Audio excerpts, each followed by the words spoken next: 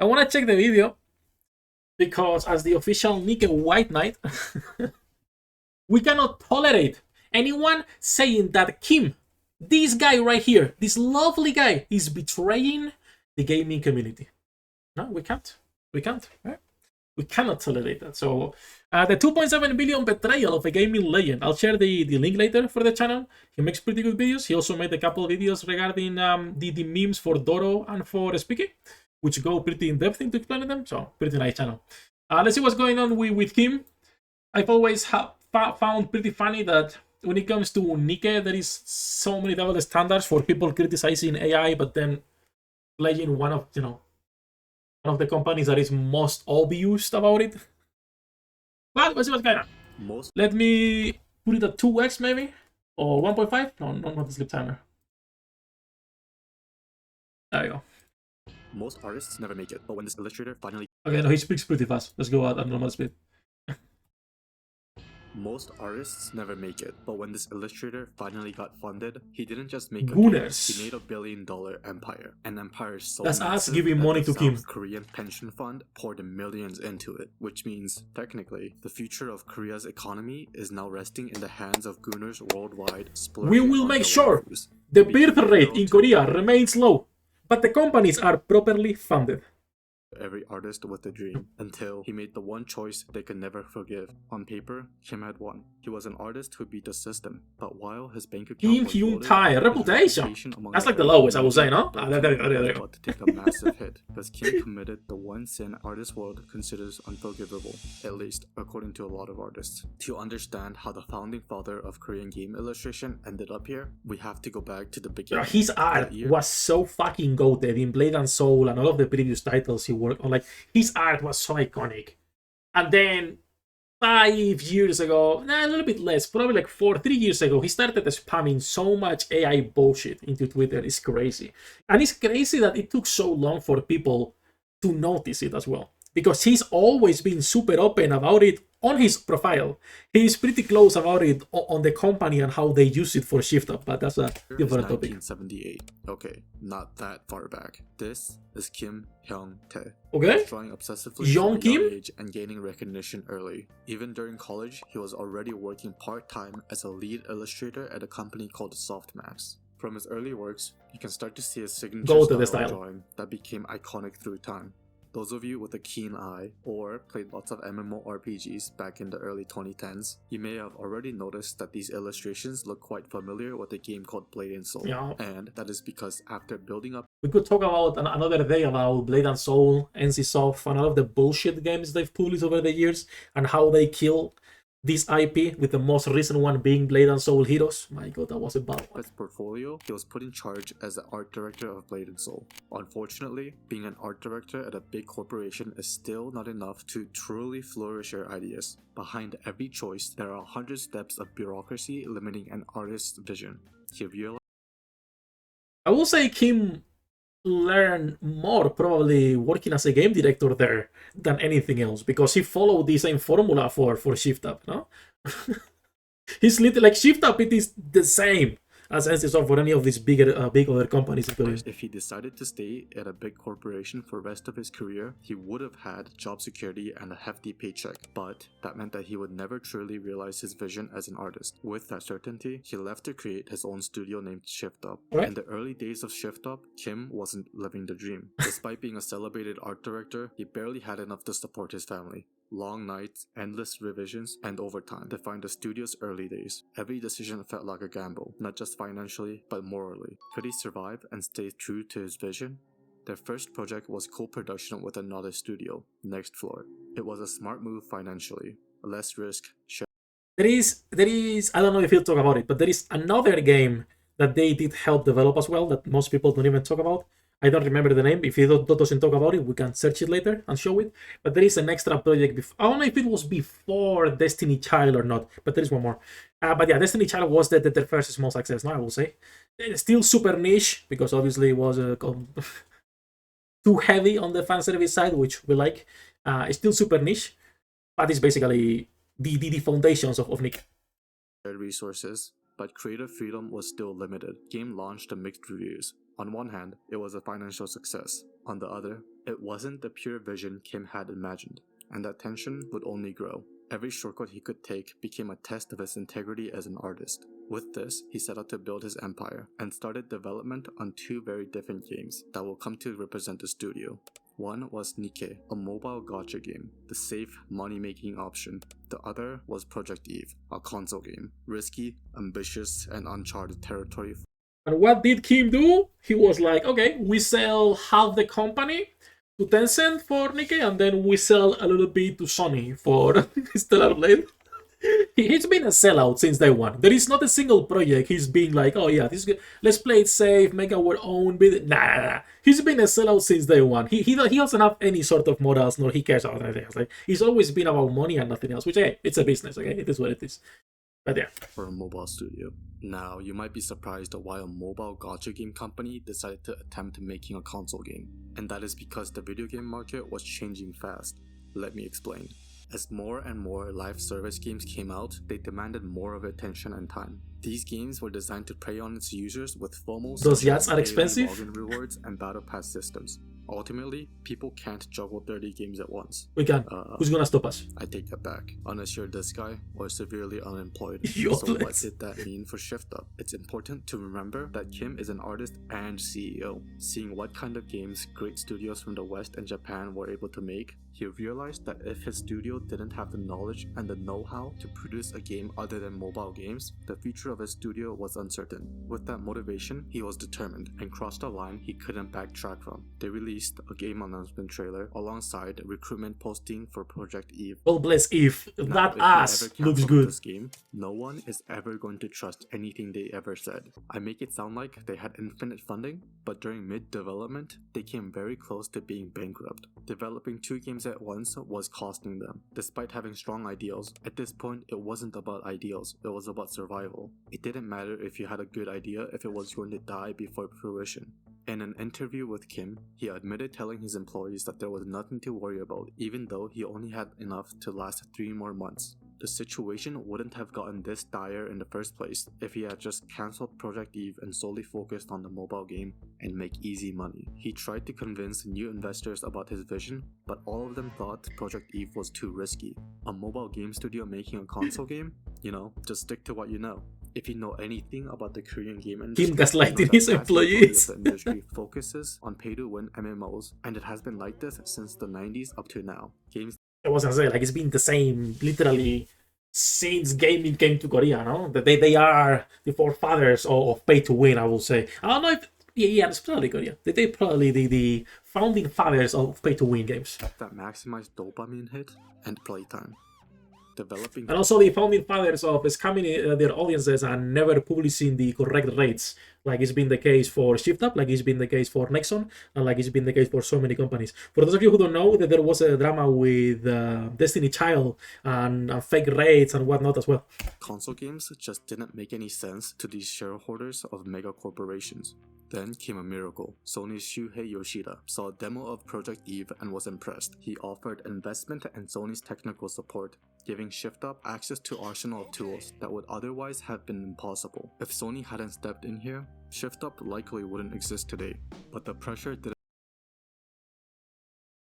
Okay, it's dramatizing a little bit the company itself, considering the amount of money they were making with NIKKE while developing Stellar Blade, right? Because NIKKE has been like a success since it came out.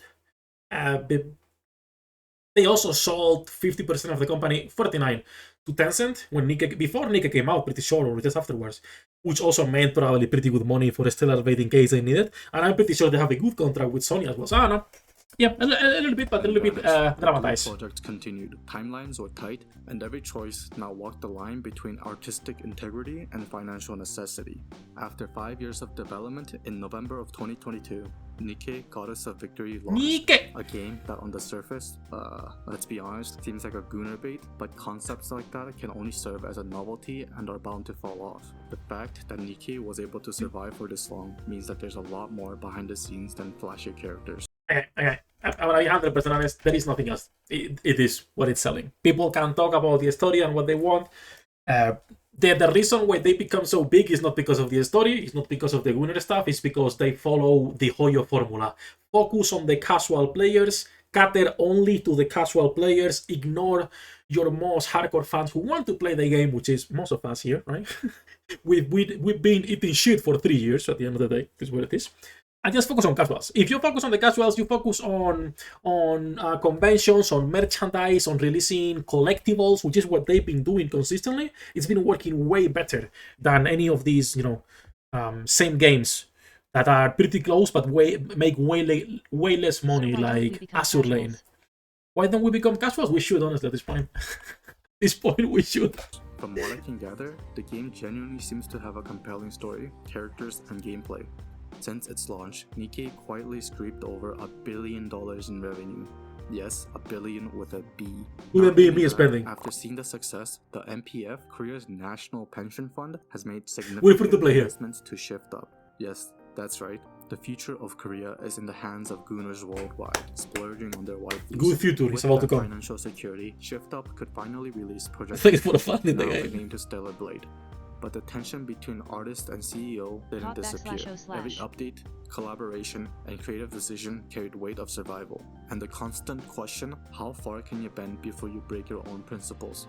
Now with 2 massively successful games under their belt, They've been, since day one, having consistently or pretty consistently having dramas regarding AI and art in NIKKE and the production.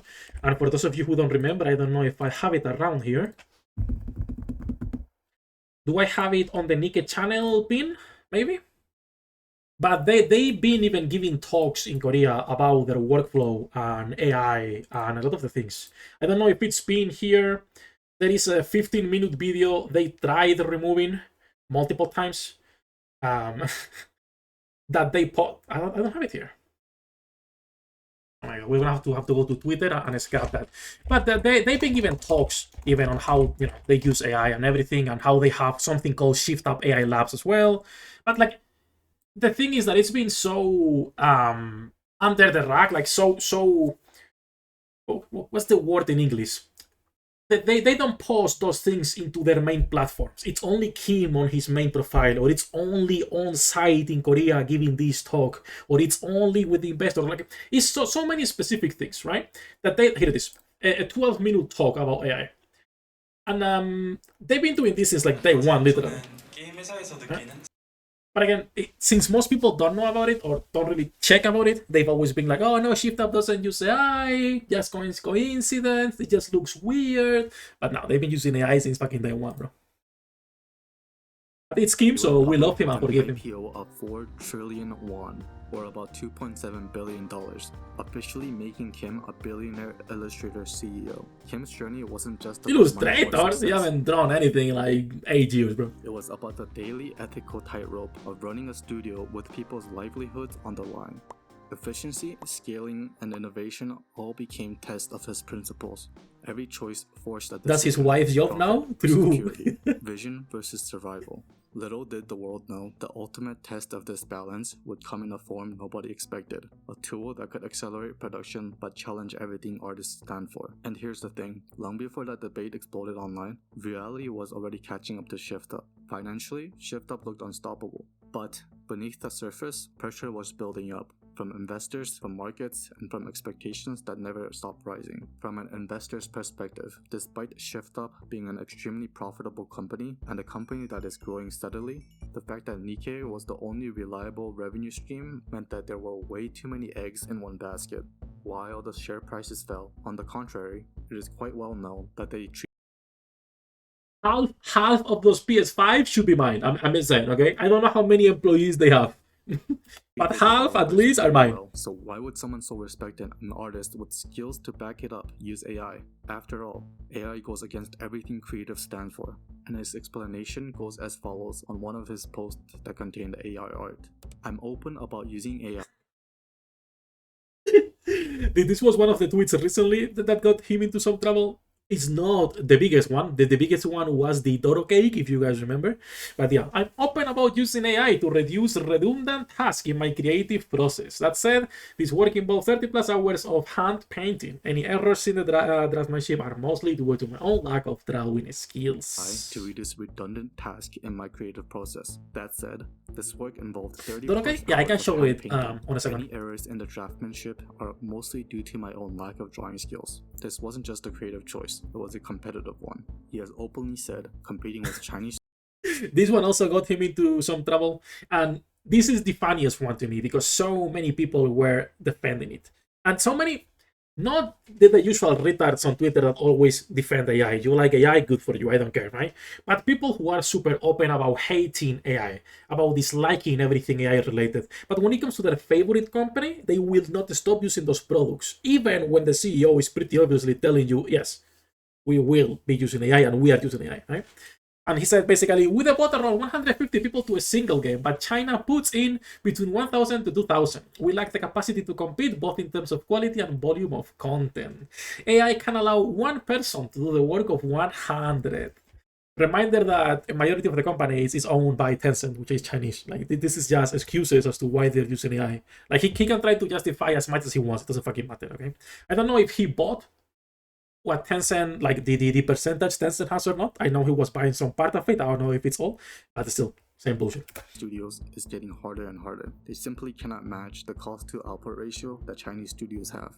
While he is an illustrator, he's also the CEO. I don't care about AI if they do quality checks. I don't care about AI if they are open about it. If you're open about using AI and you're not trying to hide it and put shit excuses in between, it's completely fine. These are predatory games. There's nothing else. Like, gacha games are predatory visual novels, nothing else.